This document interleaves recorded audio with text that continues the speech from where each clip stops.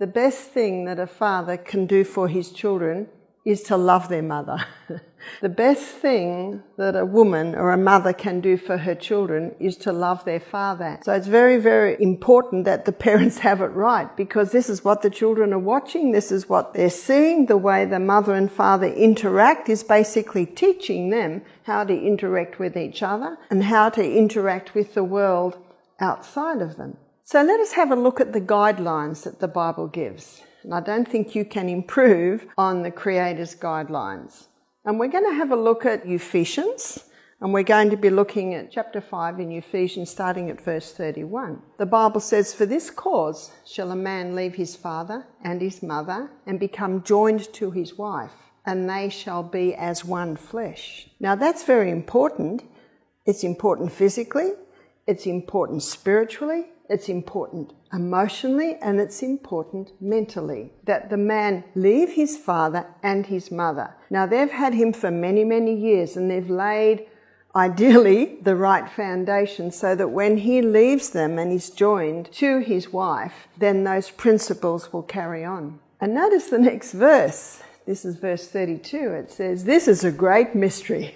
Then the Bible says, "But I speak concerning Christ and the church," because in this chapter 5, it's likening a marriage relationship to the relationship that Christ has with his church. We know in some parts of the Bible it says she's adorned as a bride for her husband. It's a lovely study to go through the Bible and see that. But let's go back to verse 31, where the writer's saying, "This is a great mystery." I'd like to suggest, and I think every married couple knows this, it is a miracle that a man and a woman can even live together, because they are so different.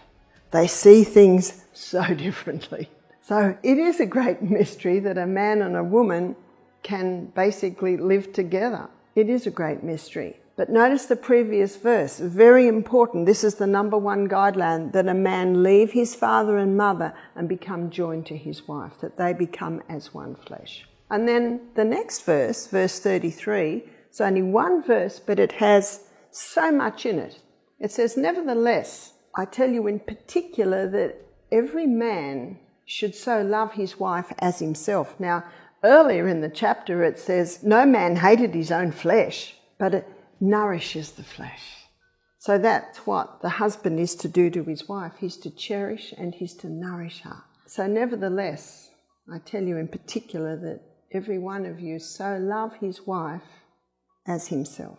And then the last part of the verse says, "But the wife, see that she reverence her husband."